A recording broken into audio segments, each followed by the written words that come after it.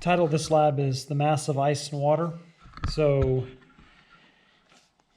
you should have this in your comp book.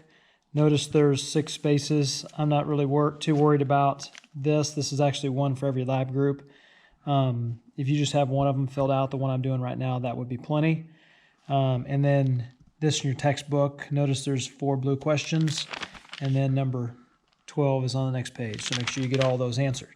So this is a very simple experiment. Really all that we're going to do, we're going to probably have to do this in 2 videos, but we've got a little plastic container here with a piece of ice in it. Okay, so we want to make sure this is a closed system, which we'll talk about a little bit later. So I'm going to go ahead and put this lid over it and seal it up, and we're going to put it on the balance.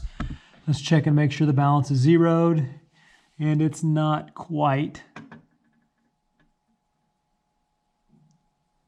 And that looks like it's probably about as good as we're going to get it.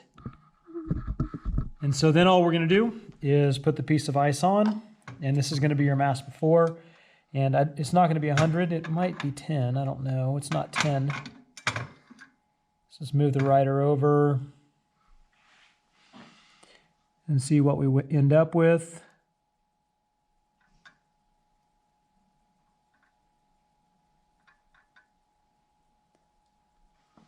Looks to me, and we'll zoom in on this for you,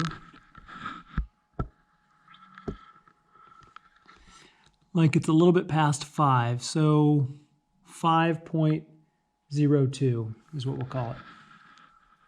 So that's the initial mass, and that will go right here for mass before.